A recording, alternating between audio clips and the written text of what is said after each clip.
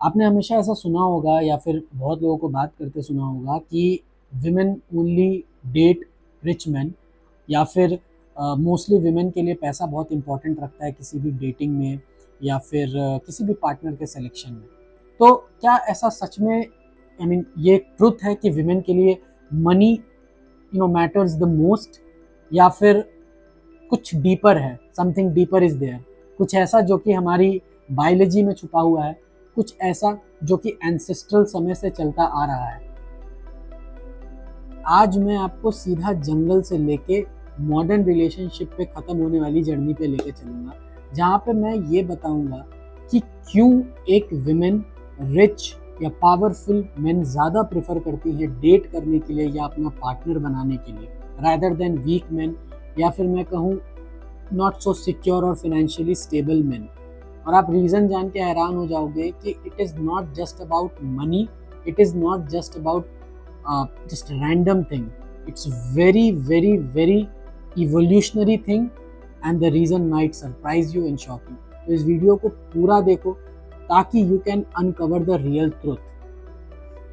Nature में ना कोई भी मीटिंग बस एक रैंडम मीटिंग नहीं होती, या कोई भी ब्रीडिंग या फिर रिप्रोडक्शन बस एक रैंडम की बात नहीं होती है, या एक रैंडम चीज़ नहीं होती है। नेचर में चाहे वो कोई भी एनिमल हो, पीकॉक हो, गोरिल्ला हो, लायन हो, या कोई भी स्पीसीज हो, वो हमेशा ही एक पर्टिकुलर पैटर्न को फॉलो करती है ब्रीडिंग के लिए, और वो पैटर्न होता है पावर। जब भी एक लायनेस मेटिंग के लिए तैयार होती है या ब्रीडिंग के लिए किसी पार्टनर को सेलेक्ट कर रही होती है, तो वो चूज करती है, वेट करती है कि वो सबसे स्ट्रॉन्गेस्ट मेल को ही प्रेफर करे रिप्रोडक्शन के लिए, रादर देन एक वीक मेल को, ताकि वो स्ट्रॉन्ग मैन उनके बेबीज के रिप्रोडक्शन में, सर्वाइवल में, या फिर एनिमीज से बैटल करने में स्टैंड आउट कर सके। अब ये जो बिहेवियर है कोई एक शैलो बिहेवियर नहीं है, या बिना वजह के कोई बिहेवियर नहीं है, ये एक सर्वाइवल बिहेवियर है। एंड इस पर्टिकुलर बिहेवियर को चार्ल्स डार्विन ने सेक्सुअल सिलेक्शन का नाम दिया, जहाँ पे कुछ पैटर्न इट्स नॉट इम्पॉर्टेंट इसलिए फॉलो होते हैं क्योंकि वो सर्वाइवल में हेल्प करते हैं, बट कुछ पैटर्न इसीलिए फॉलो किए जाते क्योंकि वो सिंपली रिप्रोडक्शन में बेटर होते हैं। सो ये पैटर्न ह्यूमंस में कैसे रिलेटेबल है या ह्यूमंस पे कैसे अप्लाई होता है, मैं आपको बताता हूँ इसका ट्रू कारण। एंसेस्ट्रल समय से ही आई वुड से नेचर ने ही विमेन को हमेशा से जो पेरेंटल प्रोसेस होता है, जो ब्रीडिंग प्रोसेस होता है, उसमें ज़्यादा इन्वॉल्व किया है। दैट मीन्स जो पेरेंटल एनर्जी है या इन्वेस्टमेंट है वो विमेन में ज़्यादा होता है रादर देन मेन में। यानी कि जो इन्वेस्टमेंट एक बच्चे को जन्म देने में, उसको सिक्योर करने में और उसको मजबूत बनाने में, बड़ा करने में, और ये इंश्योर करने में कि वो भाई लंबा जी सके, उसमें एक विमेन का योगदान ज़्यादा होता है रादर देन मेन में। क्योंकि नर्सिंग उन्हें करनी है, ब्रेस्ट फीडिंग उन्हें करनी है, फूड उनको प्रोवाइड करना है, तो ऐसे में ये बहुत इंपॉर्टेंट हो जाता है कि वो जो एक मेजर इंपॉर्टेंट एस्पेक्ट है पेरेंटिंग का, या फिर मैं कहूँ कि एक बच्चे को सरवाइव करवाने का, उसमें उनकी फोकस ज़्यादा रहे और वो उसको सिक्योर तरीके से कर सके, और वो एक ऐसे पार्टनर को चूज करे जो इस पर्टिकुलर प्रोसेस में उसकी हेल्प कर सके। यानी कि जो बाकी चीज़ों को देखे, जैसे लड़ना झगड़ना, दूसरे प्राइड का हमला करने से उनको बचाना, या फिर कोई उनके बच्चे को ख़त्म ना कर दे उनसे लड़ना, या फिर किसी तरह फूड को सिक्योर करना उनके लिए, तो वो चाहती हैं कि कोई एक ऐसा मेल उनको मिले जो इस प्रोसेस में ज़्यादा इन्वॉल्व रहे, ताकि वो अपनी जो पेरेंटल इन्वेस्टमेंट है उसमें ज़्यादा फोकस रह सके। इसीलिए आज भी अगर आप देखोगे तो बहुत सारी मेजॉरिटी ऑफ विमेन जो है वो हमेशा एक ऐसे पार्टनर को डेट करना चाहती है जो कि उनको इमोशनली, फिनेंशियली ज़्यादा सिक्योर रख सके। इस पर्टिकुलर इन्वेस्टमेंट थ्योरी को रॉबर्ट ट्राइवर्स ने नाम दिया है पेरेंटल इन्वेस्टमेंट थ्योरी, जहाँ पे नियरली कोई भी फीमेल किसी भी स्पीसीज की हमेशा एक ऐसे पार्टनर को प्रेफर करती है जो उनको हेल्प कर सके पेरेंटल इन्वेस्टमेंट में, यानी कि जो बाकी चीज़ों का ध्यान रखे और विमेन पर्टिकुलरली ब्रीडिंग, रिप्रोडक्शन और वो जो एनर्जी लगती है उसमें ज़्यादा इन्वॉल्व रहे rather than risk taking, hunting और आई वुड से फाइटिंग, ताकि बच्चे की जो आई वुड से रिप्रोडक्शन हो या बच्चे का जो प्रोसेस चल रहा उसमें उनका ज़्यादा ध्यान। In today's world physical protection बहुत ज़्यादा इम्पोर्टेंट फैक्टर नहीं है सर्वाइवल का, रैदर मनी उससे एक बड़ा इम्पोर्टेंट फैक्टर है सर्वाइवल का। क्योंकि आज के डेट में जो भी चीज़ है, शेल्टर, फूड और आई वुड से protection, anything requires money. So अभी का जो इवोल्यूशनरी प्रोसेस है उसमें हमारी साइकोलॉजी मनी को ही प्रोटेक्शन समझती है। It's very simple. पहले हंटिंग, लड़ना, स्ट्रॉन्ग फिजिकल ट्रेट्स इसीलिए बहुत ज़्यादा मायने रखते थे क्योंकि वो सर्वाइवल का एक अहम हिस्सा थे। बट आज के डेट पे if you don't have money, you can not afford food, you can not afford shelter, there are certain health care things which you can not afford. So money एक important parameter बन जाता है survival का। तो जब भी कोई women when she is selecting a partner, और कहीं ना कहीं वो they are choosing somebody who is rich, who is financially stable, she is not being a gold digger, she is just following the million years of old evolutionary programming. But let's be clear, इसका सीधा मतलब ये नहीं है कि women only cares about money. It is just a natural psychology और I would say एक natural instinct जो नेचर ने उनको पास की है, जहाँ पे वो स्टेबिलिटी को किसी भी चीज़ों से, सिक्योरिटी को किसी भी चीज़ों से ज़्यादा प्रेफर करती है। अब आप इसको उल्टा करके देख लो, मेन जो होते हैं in general risk taking appetite उनमें ज़्यादा होता है। मेन एक मीम भी है कि why women live longer than man, क्योंकि मेन रिस्क में ज़्यादा इन्वॉल्व होते हैं।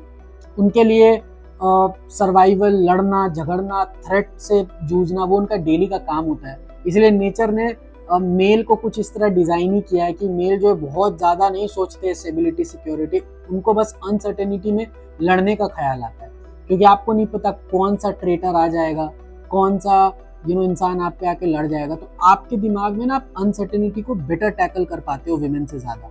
यानी कि अगर एक मेन को देखो तो वो सट्टे में हारेगा पैसा, वो कुछ भी ऐसी चीज़ें करेगा जिसमें लॉस भी ज़्यादा होता है, प्रॉफिट भी ज़्यादा होता है। इट्स बिकॉज उनका जो साइकोलॉजी है या जो उनको जो इंस्टिंक्ट मिली है वो अनसर्टेनिटी से डील करने के लिए मिली है।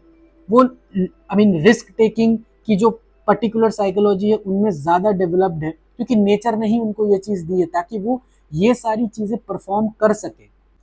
और अगर फिर भी आपको ये बस एक थियरी लगती है तो मैं आपको एक इंटरेस्टिंग रिसर्च के बारे में बताऊंगा जो कि टिंडर ने पोस्ट की थी।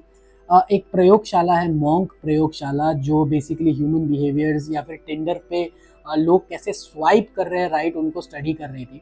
तो उन्होंने ये पाया कि 60% ऑफ मेन जो है वो राइट स्वाइप कर रहे थे, मतलब जो कि स्वाइप कर रहे थे वो बहुत लिबरली कर रहे थे, और सिर्फ 4.5% वुमेन ऐसी थी जो राइट स्वाइप कर रही थी।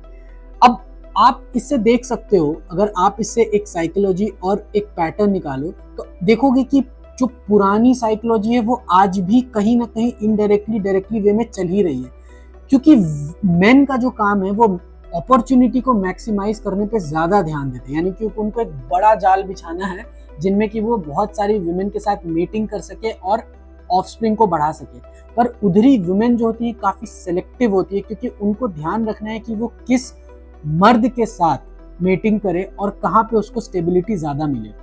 इसीलिए ये पाया गया है कि बहुत सारे ऐसे पर्टिकुलर स्वाइप्स है जो एक बेटर जॉब टाइटल, प्रोफेशन या फिर किसी तरह की ऐसी चीज़ों पे भी निर्भर करती है जो उनको थोड़ा स्टेबिलिटी, प्रोटेक्शन या फिर कंफर्ट ज़्यादा फील करवाती है। उधर ही एक मैन जब स्वाइप करते हैं तो वो बस अंधाधुंध स्वाइप करते हैं।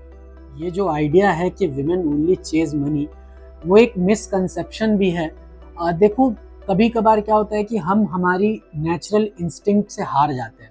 अब ऐसा नहीं है कि हम हमारे नेचुरल इंस्टिंक्ट या फिर बायोलॉजी के स्लेव हैं, बट ये चॉइसेस जो है वो नेचर ने हमको इसलिए करने को दी है या फिर हम मजबूर होते हैं क्योंकि कुछ चीज़ों में नेचर ऐसा डिज़ाइंड है जहाँ पे आपको अपने इंस्टिंक्ट को फॉलो करना पड़ता है। अगर आप नहीं करो तो आप सेफ्टी से कॉम्प्रोमाइज़ कहीं ना कहीं करोगे। और मॉडर्न सेंस हो या फिर एंसेस्ट्रल ज़माने की बात हो, किसी भी ज़माने की बात हो, जो सबसे मेन फैक्टर, सबसे मेन रीज़न और आई वुड से जो प्राइमरी कारण पर्पस है वो सिर्फ एक ही है, वो है सर्वाइवल। तो कोई भी इंसान अपने सर्वाइवल को सबसे पहला सिक्योर करना चाहता है। सबसे पहले ये एक बेसिक साइकोलॉजिकल चीज़ है या फिर एक बेसिक फंडामेंटल्स है लाइफ की। जहाँ पे सिक्योरिटी सर्वाइवल ही मैटर करती है सबसे ज़्यादा, क्योंकि आप आए किस लिए हो, आप पैसा कमाओ, कुछ भी कमाओ, एट द एंड आप आए तो जीने के लिए ही हो अच्छे तरीके से। तो वुमेन का इन्वॉल्वमेंट इसीलिए इसमें ज़्यादा होता है।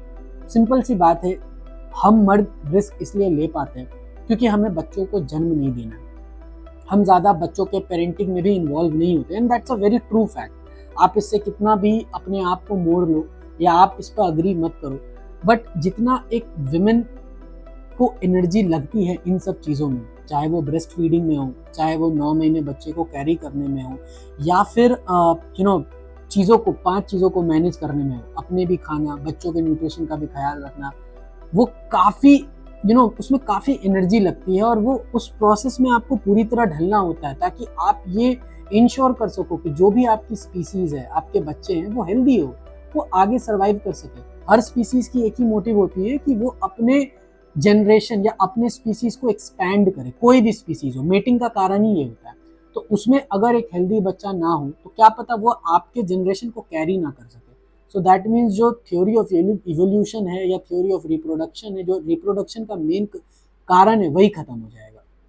तो ऐसे में एक विमेन स्टेबिलिटी को चूज ज़्यादा करती है, क्योंकि आप खुद सोचो, अगर एक मेल स्टेबिलिटी प्रोवाइड नहीं कर पा रहा है, फिनेंसेस को ध्यान नहीं रख पा रहा है, या फिर पैसे नहीं कमा पा रहा है, आज की डेट में अगर सर्वाइवल की बात करें तो पैसे अगर नहीं कमा पा रहा है, तो जब दोनों लाइफ पार्टनर कोई डिसीजन लेंगे फैमिली को आगे बढ़ाने का, एंड जब वो माँ प्रेग्नेंट होंगी, तो उस दौरान पैसे तो लगेंगे खाने के लिए, बट उस दौरान उस मदर के लिए काफ़ी डिफिकल्ट होगा वर्क को भी करना, बच्चे पे इन्वेस्ट भी करना। इसीलिए तो कंपनियां मैटरनल लीव देती हैं ताकि वो एक पर्टिकुलर प्रोसेस पे ज़्यादा ध्यान दे सके। तो इस ऐसे में मर्द का स्ट्रांग होना आज के सेंस में in terms of financial stability काफ़ी इंपॉर्टेंट है, ताकि वो विमेन के दिमाग में एक कंफर्ट रहे और वो फोकस उनका उस रिप्रोडक्शन या फिर पेरेंटल इन्वेस्टमेंट पे ज़्यादा रहे।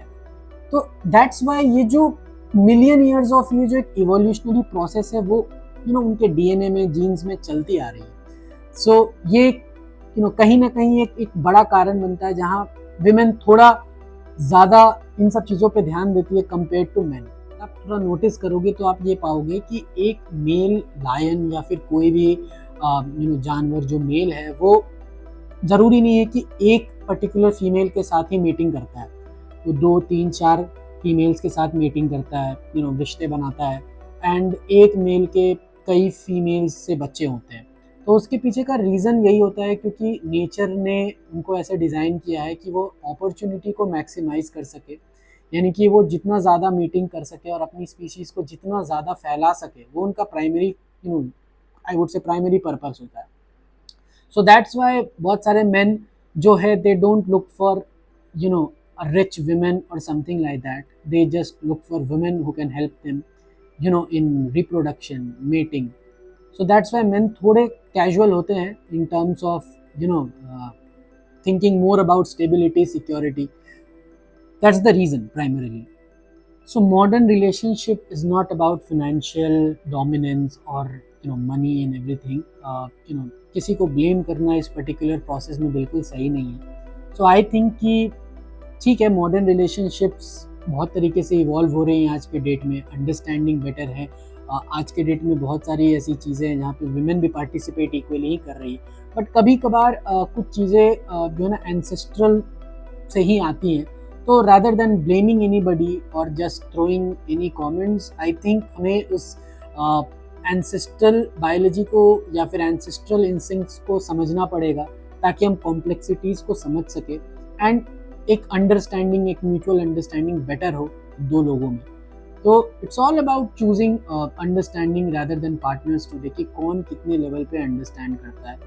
सो आई होप आपको ये वीडियो पसंद आया हो, and if you like the psychology, if you like the message, make sure you comment down below आपको कैसा लगा। अगर आपके पास कोई कमेंट है, एडवाइस है, और आपको लगता है कि ये थ्योरी कितनी सही है, कितनी गलत है, तो please make sure you comment down below. Like करो, सब्सक्राइब करो if you genuinely liked it. तब तक के लिए बाय और मिलते हैं नेक्स्ट वीडियो में।